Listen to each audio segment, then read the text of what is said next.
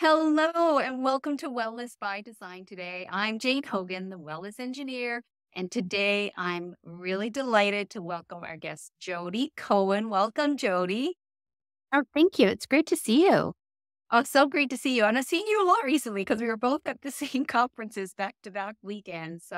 I just love the work that you do. And what we're talking about today is this whole thing about boundaries, because what I found this with myself and a lot of the other people that I work with, a lot of chronic pain people, is, and maybe women in general, have trouble setting boundaries. And so we're over giving, we're doing things for other people. And then, that's sort of that's that boundary a lot of people think of. And then another boundary I often think of too is, our physical boundary between what would you call it? Our Inner environmental and sterile, external sterile environment. self, right? And then the non-sterile part, which is our whole food tract. So that's the intestine, our digestive tract. So I loved how you tied all that together. So let's dive in with that. Well, actually, first of all, let's talk about how you are the founder and CEO of Vibrant Blue Oils, and I just put some on.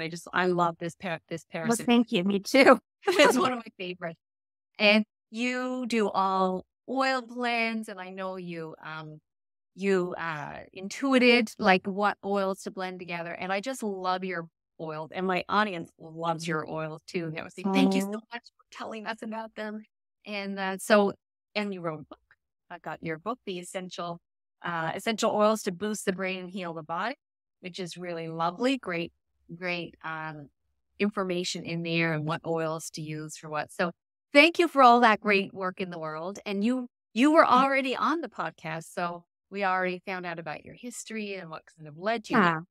So what's been new and exciting with you? And let's then kind of lead into this why boundaries came for you.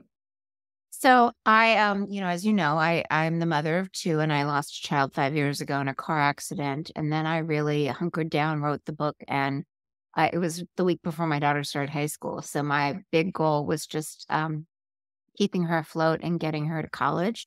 And she's now in college. She's in her sophomore year. And so I think I really, talk about boundaries. Sometimes I just hyper focus. Like I'm like, all I can do is be her mom and get this work done. And I really, and support my few friends that are really like my inner core circle.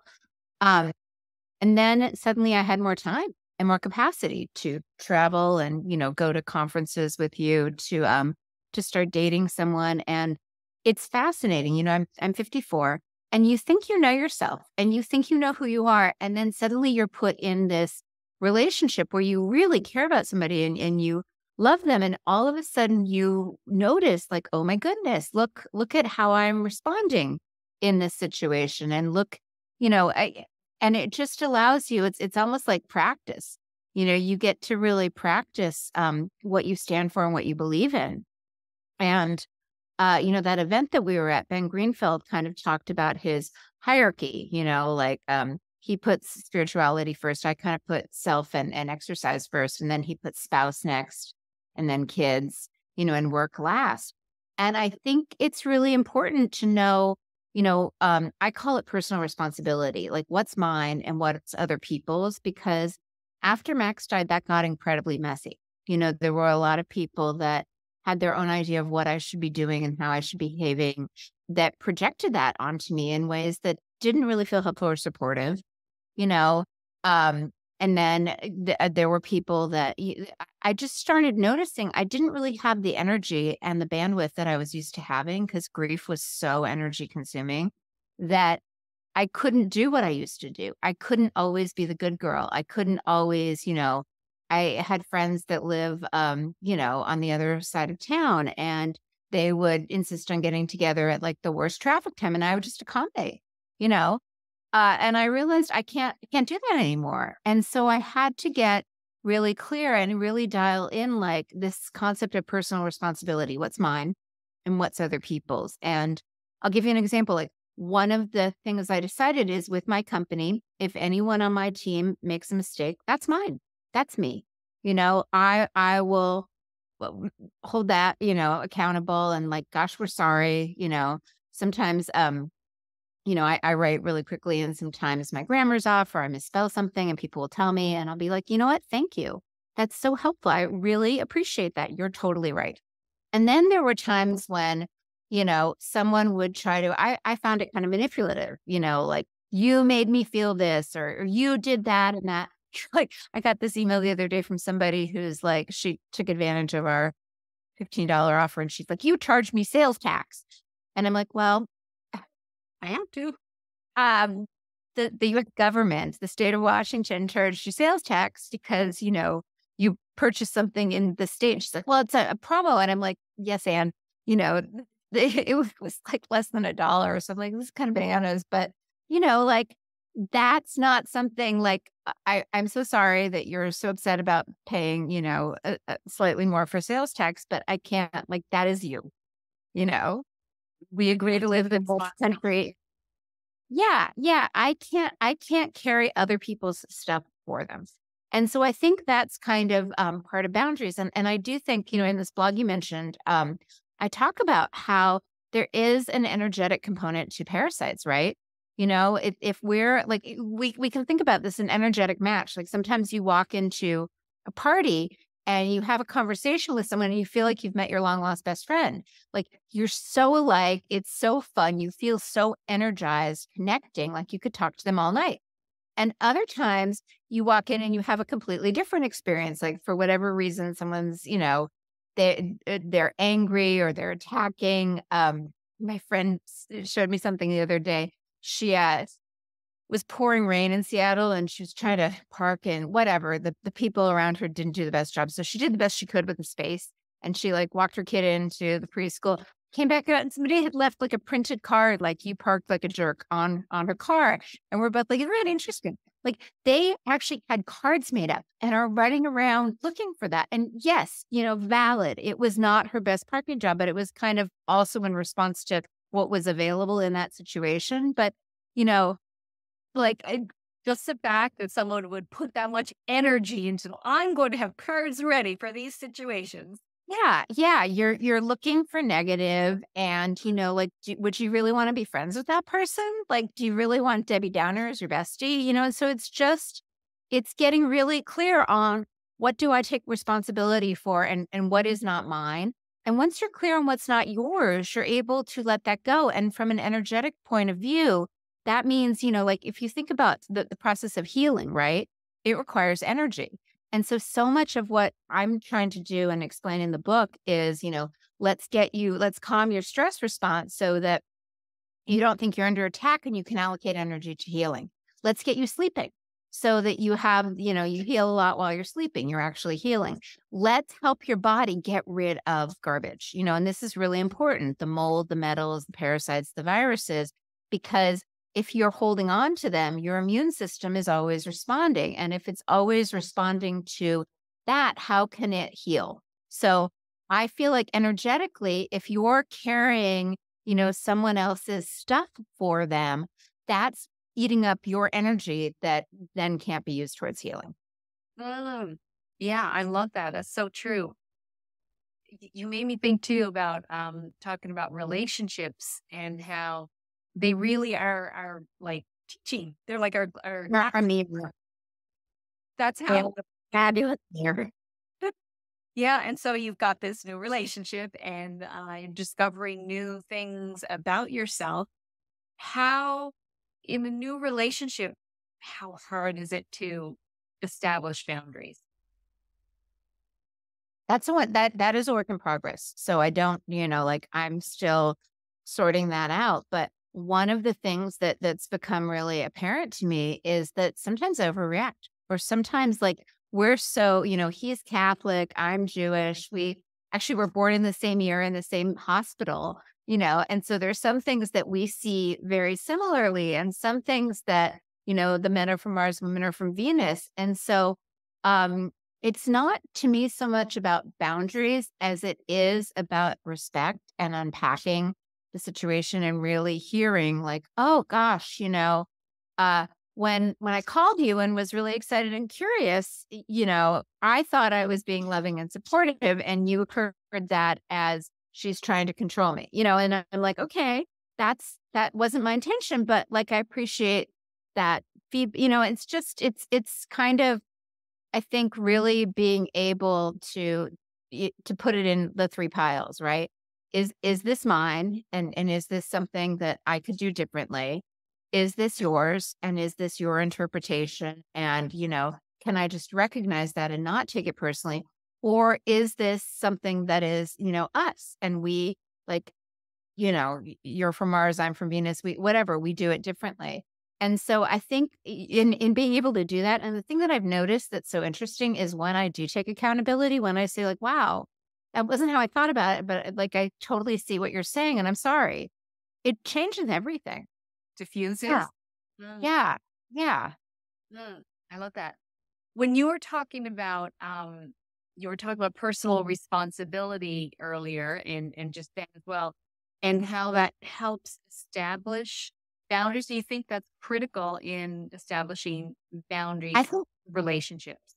I think step one, like, honestly, and this is how I use the oils. Step one in boundaries is knowing what your boundaries are, knowing who you are and what's you and what's not you.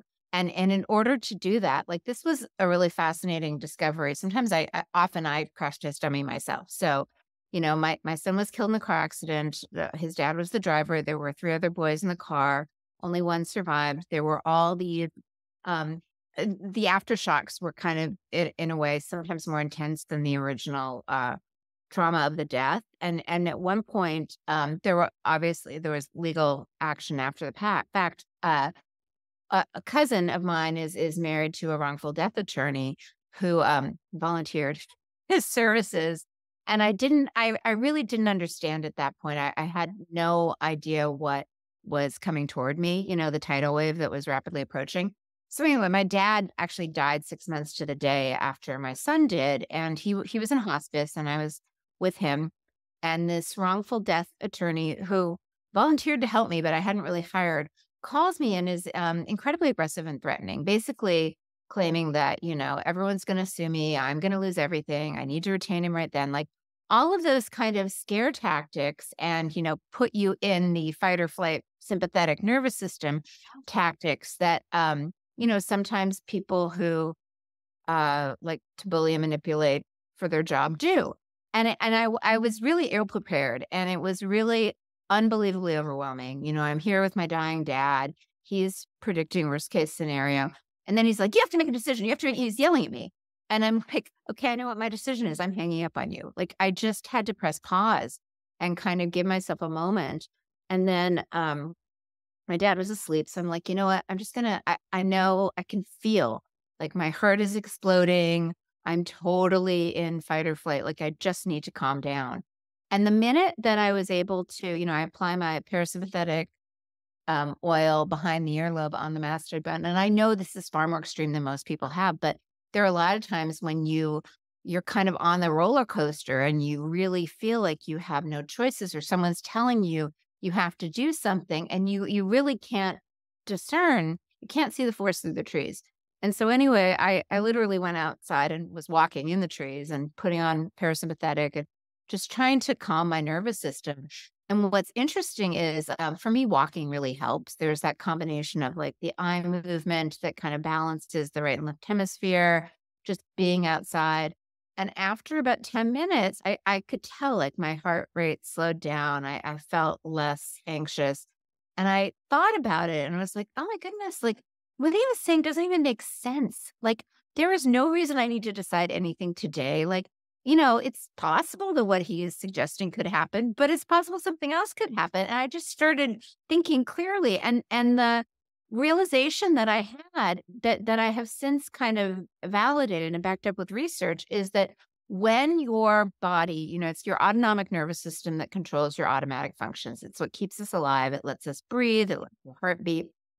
And because it's designed to keep you alive, when there is the perception of danger, either actual, a lion chasing you down the street, a car changing lanes and not seeing you, or emotional danger. You turn on the news and you see, what's happening in the Middle East, or you see there was a school shooting, and all of a sudden your mind is like, oh my gosh, I friends who have kids that are in the military. Could the school shooter show up my kid's school? Like you just start anticipating danger, and your body allocates resources towards survival. So when you're allocating resources towards survival, we all talk about physically how the blood is pumped away from the core, so you can't digest or detoxify to your arms and your legs. We don't talk about is how it's routed away from your prefrontal cortex, your executive function, your problem solving area. Because if you could, contemplate the fate of the universe, you need to only be able to do those kind of short focus, like yes, no, where's the exit? Do I fight back? Do I run? Do I play dead? Decisions. You can't overthink or you'll be paralyzed and you'll die. Right. So what I didn't realize is when you're under that kind of stress, you really can't problem solve. And you really can't discern, like, is this mine? Is this somebody else? So step one is really calming your nervous system so that you can take priority, so that you can say, like Ben Greenfield, does this match my 5 priorities? If this is not consistent with my 5 priorities, then, thank you. And this is not something I'm stepping into. Love that. So step one is recognizing that. And what would you say then is two? My other step too, so my other oil that I'm madly in love with is my heart blend, because I think so many of us, but to both be able to give and receive love and really drop into our heart, it's almost hilarious. We all talk about the gut and the brain, and we forget that the heart's right in the middle, and it really does play a role, and it's super important. People get a little like shocked because this oil is it's super blue. It's blue tansy. So it makes it actually blue. And I just literally put it over my heart. And it's almost like gratitude in a bottle. Like, when, I've got dogs, when your dogs get so excited to see you and they jump all over you, when, you walk by a baby and like, I was just on a plane. There was the cutest baby on the plane. Oh my God, like deliciousness. And you just look at that baby and you're like, oh my God, so cute. Just that feeling, or like hugging, your person or your kid, or that feeling of utter joy. I really feel like this is joy in the bottle, and when you kind of get into that positive headspace, we can all glass half empty, glass half full. It's just easier to be discerning because you're not making decisions from a place of fear or jealousy, or was it, there are no kind of negative factors involved. It's just like you're clear, your executive function is turned on, your heart is open. It's like, clearing the debris so that you can actually show up and make the best choices. I love that. I don't have the heart blend. I'm going to have to get that one.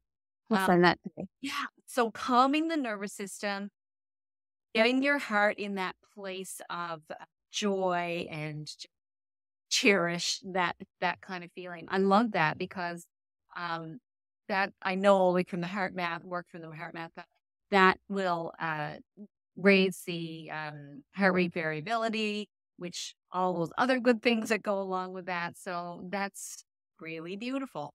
Now, were talking about boundaries, small intestine. So I'm wondering if that is the next step. And, it's really interesting. Like most people think of the small intestine as, we digest our nutrients in the stomach and then it goes through the small intestine. Actually, like I think they said if you laid it out, it would take up a whole tennis court.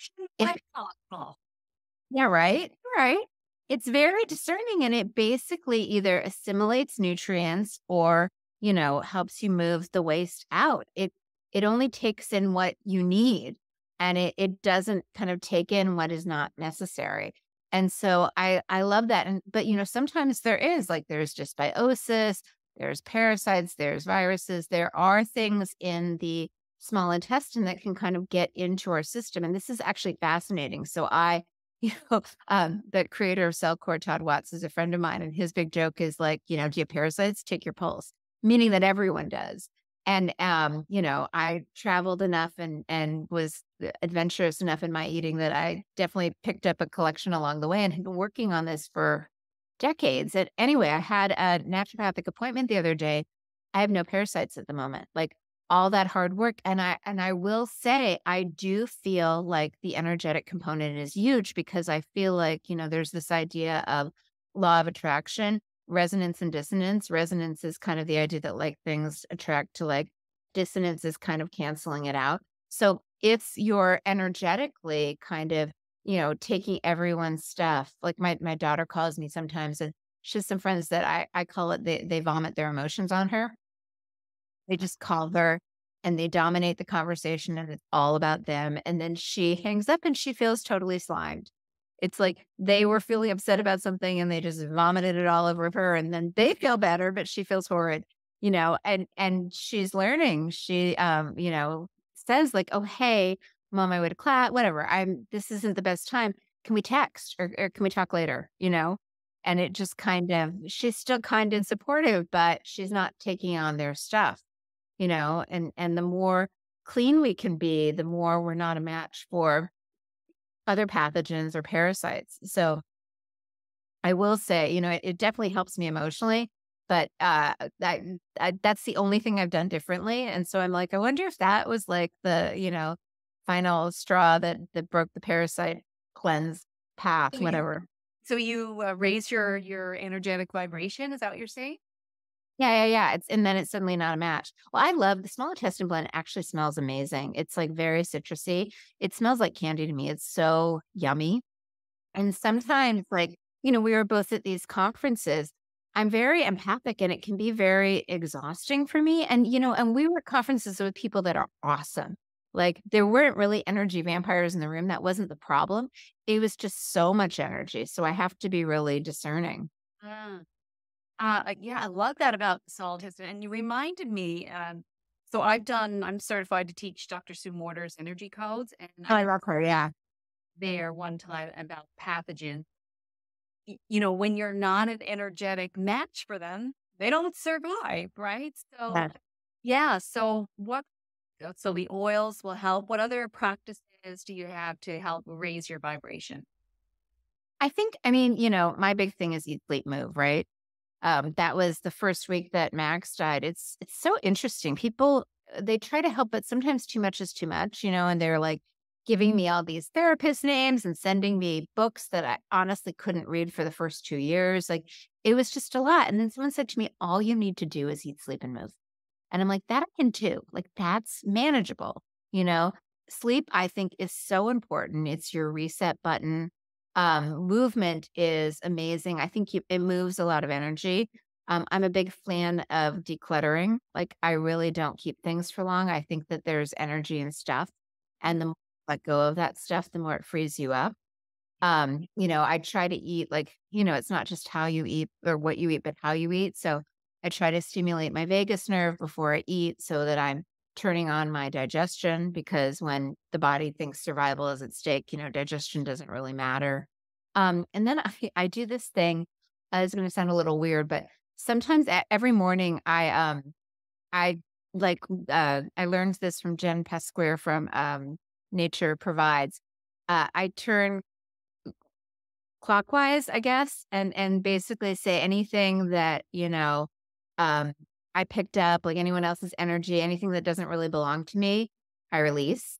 And then I turn counterclockwise and I say anything that anyone has kind of pulled from me or that I've, if I've courted anyone, sent to them, I ask to be returned to me. So every day I kind of energetically, very clearly try to, you brush your teeth every day, you shower every day. I try to energetically be hygienic every day. Mm. That's a great practice. So you're standing up and you're like literally turning around on. Yeah. Yeah. Mm. Yeah. Jen said you turn clockwise for, basically letting go of other people's stuff that you might have picked up, and counterclockwise for calling back any of your stuff that, you that just didn't return. Kind of like an energy shower, like you're just. Exactly. Exactly. That's exactly what it is. I didn't hear that from Jen, so I love that. I may start doing that all myself. That's really great. Yeah. It's just really clean and easy. Yeah. You mentioned the vagus nerve. I'm pretty sure my audience knows about the vagus nerve, but just in case you've got some new listeners and haven't heard of the vagus nerve before, can you give like a little overview of the vagus nerve, why it's so important in healing? Yes. So your nervous system think of your car, right? You've got your gas pedal and you have your brake. So When there's danger, your gas pedal is the sympathetic branch of your nervous system. It activates fight or flight. It allows you to stay alive. And then when the danger has passed, it's your parasympathetic branch of your nervous system that kind of turns back on and allows you to heal and repair and restore. And the gear shift is your vagus nerve.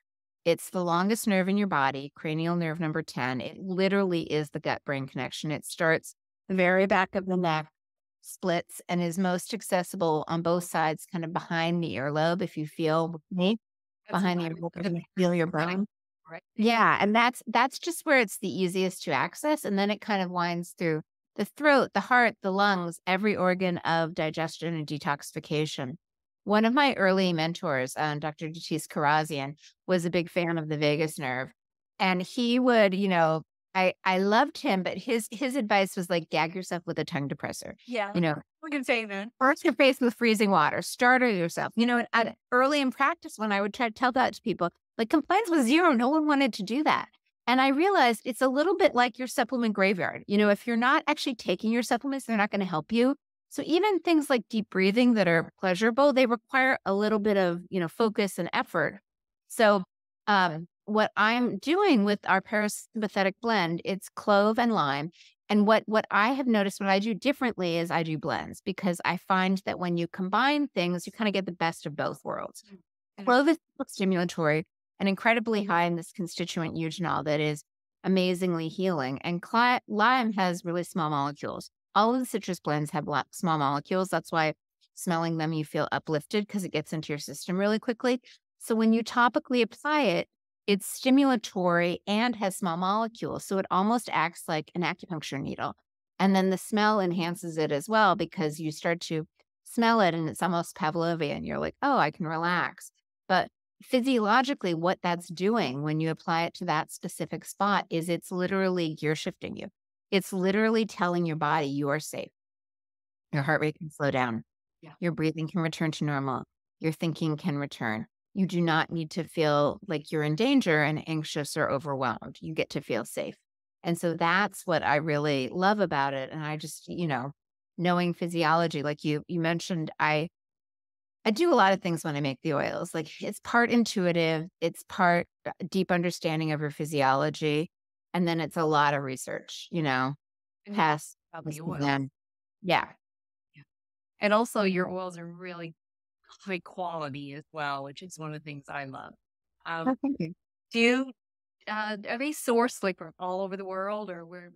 Yeah, I mean, it's it's particular. It's kind of like, it's funny. So I grew up in Washington State, right, and we're the Apple State, and then I lived in New York, and they're also the Apple State, and they're very different apples. Washington State apples are vastly different than New York apples, and they're both good. But like that's kind of how I think of oils. The soil and the environment and the climate that they're grown in imbue different qualities. So I'm incredibly particular about where I source certain oils, just because, we've tested them from different areas. Like the lavender in Squim is basically my backyard, but it's not the same as the lavender in France and Bulgaria. And so anyway, I just, they're all good, but for what I'm looking to do, I'm very particular.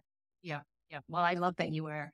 So, Jodi, what would you say is one thing someone could do today that's going to begin to initiate healing? Of all the things that you know, all of your knowledge, everything. What would you say is one thing they could do today? Well, the easiest thing is to stimulate your vagus nerve. I mean, you can use our oil, you can kind of do a little infinity sign, just, thoughtfully really giving a little gentle rub here. Proof is my other favorite is lymphatic drainage. Yeah. Most people don't realize this. All of your lymph at some point drains through your clavicles. So if you feel your clavicles and they're a little tender, this is a good point to, you can just gently massage them. It doesn't need to be aggressive. You can figure eight them. You can gently tap them. This is a really helpful point, and honestly, I would do this before I do the vagus nerve. Like this is kind of step one, vagus nerve step two, draining. We've got oils. We now have them in roller bottles to make them even easier. So parasympathetic, we have one for lymph that you can put on. And then the other component is the fascia. The fascia is like the scaffolding. that wraps around us. But our mutual friend Kelly Kennedy, she likes to joke, if you have arm puffs and not armpits, she's like, that's lymph drainage. And I don't like wearing sleeveless dresses because I've got the arm puffs. And I've been working on this for a while. And then actually at the conference we were at, I met a fascia expert who was showing me like the reason your lymph isn't draining there, even though you're super diligent about it, is because the fascia is constricted. So I've been playing with the fascia oil to kind of, let go. And you can put this anywhere. It's amazing if you do yoga and you avoid, pigeon because your hips are grumpy, great on your hips. Heart opening is rough, great on the back of the heart. But also really great around the neck to just kind of unravel constriction. Love that. I love that. I do have some of that. So my husband always finds yoga really tight. Like pigeon, we use a pigeon made me think of him. So I'll just put them on his hips and see what happens. Yeah. It's life altering. Yeah. When they say like sit, cross-legged, I'm like, oh, and I grab my little oil and I'm like, okay, I can manage it now. So good. All right. So I know you've got a gift that we're going to have the link in the show notes. So it's your parasympathetic toolkit. So we want to tell us a little bit about that. Yeah, basically what I've been talking about with stimulating the vagus nerve to activate your parasympathetic nervous system. I know I talk fast and I probably don't cover everything. So if you want to just learn a little bit more, the most handy part of that, there's a bit of a video that explains it more. There's a guide that goes into greater detail, and there's a checklist. So you can just look like, does this sound like me? Like that, when I kind of realized how many things the vagus nerve and the parasympathetic nervous system impact, and put it all in one place, I was like, oh my goodness, it's like, this is me in a checklist. Like I had no idea. There you go. And all of this is going to help you establish better boundaries so that we can heal, right? We need to have those boundaries so that we have the energy for healing. All right, Jodi, this has been fabulous. And where can people learn more about you? Oh, just head over to Vibrant Blue Oils. You can read the blog we were talking about, or check out any of our other products. Okay. All right. We have all the links there. And I love your oils. Everyone loves your oils. So thanks so much for creating them, having them available, and also educating people on how to use them. Because that's, if we don't know how to use them, they're just going to sit there in a bottle, right? Thank you so much for that. So thanks for being a guest on the Wellness Bud podcast today, Jodi, and for all the great work that you're doing in the world. I really appreciate you. And I just want to acknowledge that you're having just a beautiful impact. So thank you. Oh, thank you. That's so kind. And thank you to all the people that are watching or listening today. And I know you've got some great information on this, and that gift from Jodi is there for you. And try out the oils. They're so beautiful. And get those boundaries set up so that you can create that healing environment so that you can get your body back to where it's supposed to be and get on with living your life. All right. Have a great day, everyone. And we'll see you again next week.